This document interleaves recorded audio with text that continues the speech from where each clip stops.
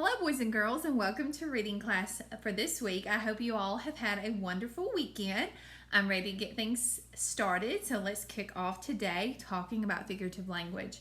And we know that with figurative language, that is when we're going to be using similes and metaphors because we're saying something is something else, but we're not meaning it literal. We're just saying figuratively.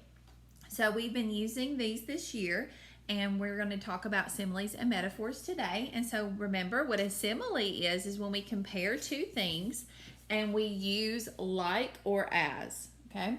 A metaphor is when we compare two things without using like or as. So for example, we use that metaphor in our classroom. The boy is a skyscraper, and that is one that we say he is a skyscraper. We didn't say like a skyscraper or as tall as a skyscraper. We simply say he is a skyscraper.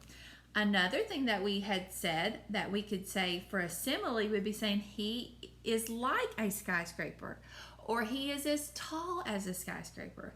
I remember telling the story of my little brother when he was younger. He came up to me and said, Sister Ashley, you are as beautiful as a goldfish. And I said, I'm not sure what that means. I guess I'll just take that as a compliment, right?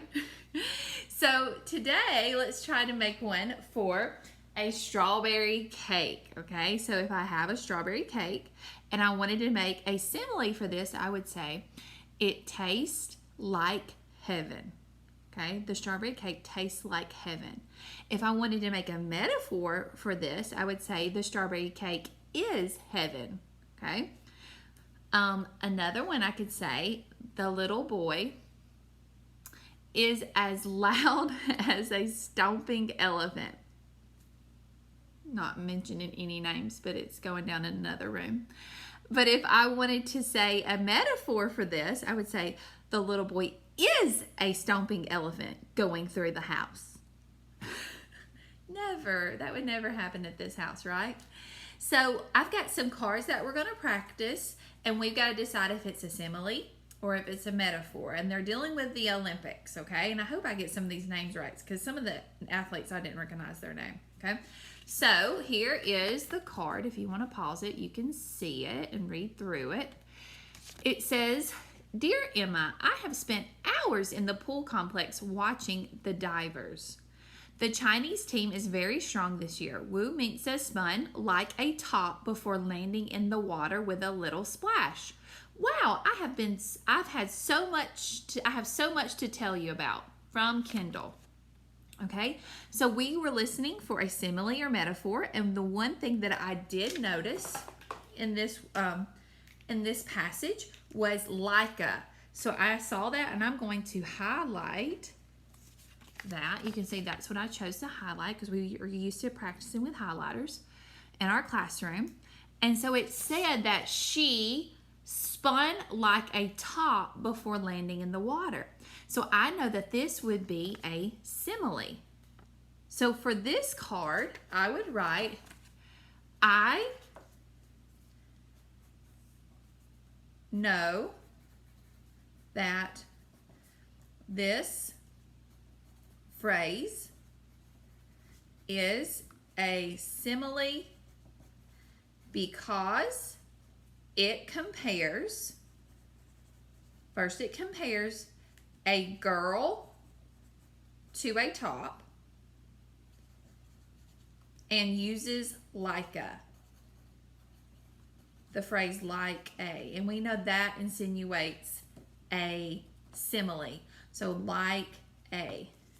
Okay, so this is I know that this phrase is a simile because it compares a girl to a top and uses like a. Okay, so let's try another one. This one has Kobe Bryant in it, so we'll do this one. So I'll let you read it. I'll let you pause for a second. This says, Dear Lynx, I can't believe I met the members of the Dream Team yesterday. Kobe Bryant was a tree towering over his fans. He had to bend over to sign my t-shirt. Wish you were here, from Caleb. So here we could see, I did not hear like a or as a. I heard was or is what I'm looking for a metaphor. So it said was a tree. The two things being compared was Kobe Bryant and a tree. And I didn't say he was as tall as a tree. I didn't say he was like a tree. I said he was a tree. So therefore, I know that this is a metaphor. So if I was writing a sentence, I would say, I know this phrase is a metaphor because it compares Kobe Bryant to a tree using the word was. Okay, let's try another one. I'll let you read it. Dear Paul, today we attended the 4x400 meter relay. Angelo Taylor was like a rocket sprinting around the track. The U.S. team won the gold medal. We are having a wonderful time. From Colin. So the two things being compared is Angelo Taylor, and he is being compared to a rocket. So I heard the phrase Leica, so I'm going to highlight that. And I know that if I hear that phrase like a, then I know I'm dealing with a simile. Because if I hear Leica or as a, that means it is a simile. Okay, now let's look at our next one here. Here is the paragraph. Dear Susan, you would have loved watching the gymnastics competition today. Natasha Lunkin was a monkey swinging effortlessly from one bar to another. She won a gold medal in the all-around competition, right? So she was like a monkey swinging. So I heard, oh, not like it says here, she was a monkey. So if I heard the word was, then I know I'm dealing with a metaphor and not a simile. So here I'm going to put, I know this phrase is a metaphor because it said that she was a monkey. Not like a monkey, not as a monkey. She was a monkey. Okay, so in your packet for this week, you're going to have a passage on figurative language. After you're reading this, if I see a piece of figurative language, I would just go ahead and highlight it because you know that your questions are going to be dealing with that. So you might as well just go ahead and highlight those. And then you're going to be answering your questions, and we've talked about how you're going to answer them with complete sentences. Okay. Now you have another packet that's just dealing with reading comprehension, and it's on April Fools. And I know that you guys had done some research on April Fools, so I found a passage to kind of go with it so that you could read about it. And you're going to read this passage, and you can use a highlighter. Remember, we always talked about in reading, in small group reading, that you would go and read your questions first. And then when you're reading and you come across those questions that seem familiar, then you can highlight them in your passage. Or you can read your questions, go and read your passage, and then when you come back to those questions, you can go and highlight where you found your answers and write those answers in a complete sentence when you're done. Okay? Also, in your packet for reading this week, you guys are going to be having a sheet, I believe, somewhere. Is our verb sheet in here? So many past papers. I thought I had put a verb sheet in here. It says it on the agenda. Maybe not. You guys got lucky. Well, I'll have to upload a mini lesson on verbs because we need to practice our verbs. I can't remember, what color did we do our verbs? Was it, we would circle our verbs in green or blue? I can't remember. If you remember, comment below. Green or blue when we would do our DOL. I cannot even remember what we did. It seems like it ages ago, right? Okay, so we will be doing some verb activity. I will post a little mini lesson in just a minute on verbs, just to kind of refresh your memory on what to do for verbs. But last and not least, I have a read aloud that I'm going to read for you guys. It only has two similes/metaphors in here, but I just love this book and I didn't get a chance to read it with you guys for point of view, talking about another person's perspective, kind of giving both sides of the story. So this is the true story of the three little pigs, and it's from the side of the wolf. He wanted you to know that he's not a bad guy. Not so bad. He's just been judged a little bit, right? We've judged him, put him in this box, and he's an innocent animal. Okay, so we're going to read this story. Everybody knows the story of the three pigs, or at least they think they do. But I will tell you and let you in on a little secret. Nobody knows the real story because nobody has ever heard my side of the story.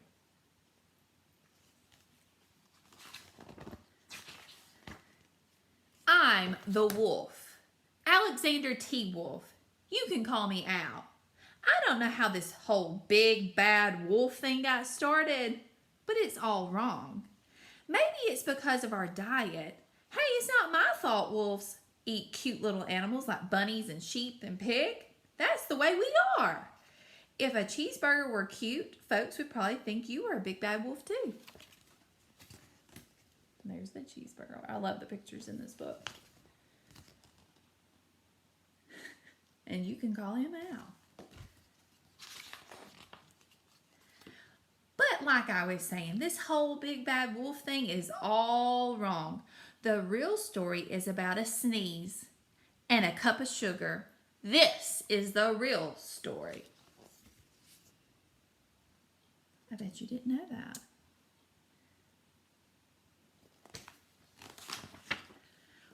Way back in Once Upon a Time, we know that deals with a fairy tale, I was making a birthday cake for my dear old granny. I had a terrible sneezing cold. I ran out of sugar.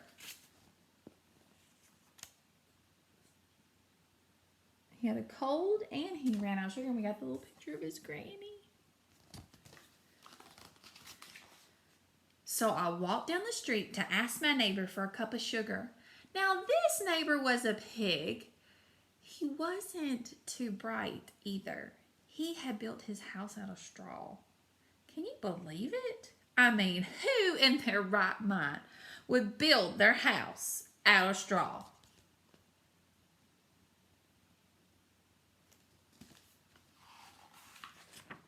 So, of course, the minute I knocked on that door, it fell right in. I didn't want to just walk into someone's house. So I called, little pig, are you in? No answer. I was just about to go home without that cup of sugar for my dear old granny's birthday cake. And then that's when my nose started to itch. I felt a sneeze coming on, and I huffed and I snuffed.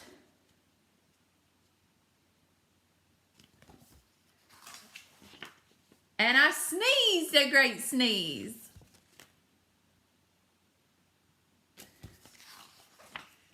And you know what? That whole darn straw house fell right down. And right in the middle of that pile of straw was the first little pig, dead as a doornail. He had been home the whole time. And there's our underline, as dead as a doornail. That is a simile. It seemed like a shame to leave a perfectly good ham dinner lying there in the straw. So I ate it up. Think of it as a big cheeseburger just lying there. This is kind of a different version, yes? I was feeling a little bit better, but I still didn't have that cup of sugar. So I went next door to the next neighbor's house. That neighbor was the first little pig's brother. He was a little smarter, but not much. He had built his house out of sticks. I rang the bell on the stick house and nobody answered. I called, Mr. Pig, are you in? He yelled, go away, wolf. You can't come in. I'm shaving the hairs on my chinny chin chin.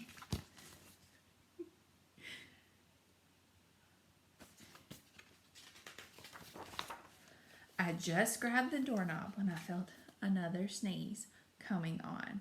I huffed and I snuffed and I tried to cover my mouth, but I sneezed a great sneeze.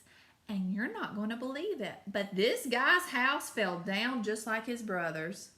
When the dust cleared, there was the second little pig, dead as a doornail. Wolf's honor. Do you believe him?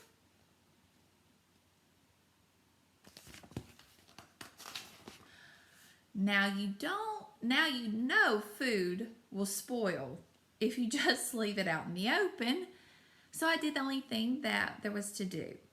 I had dinner again.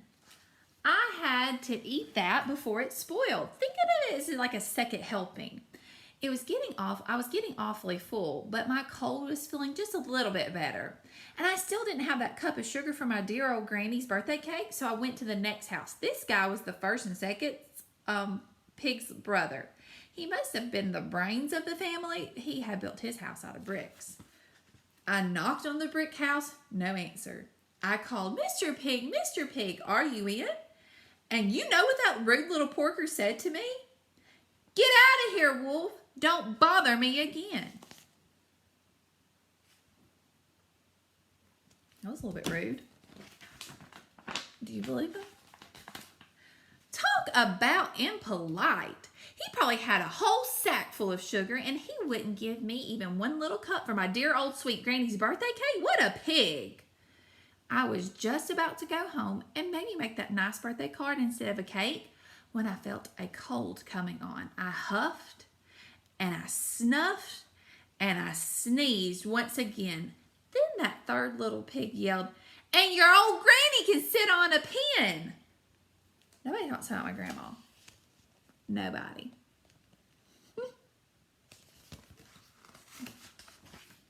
Now, I'm usually a pretty calm fellow, but when somebody talks about my granny like that, I go a little crazy. And when the cops drove up, of course, I was trying to break down that pig's door, and the whole time I was huffing and puffing and sneezing and making a real scene.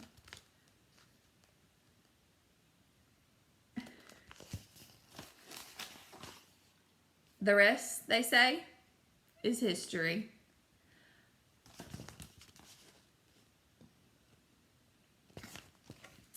The news reporters found out about the 2 pigs I had for dinner. They figured a sick guy going around to borrow a cup of sugar didn't really sound that exciting. So they jazzed up the story with all that huff and puff and blow your house down, and they made me just the big bad wolf. That's it. The real story. I was framed.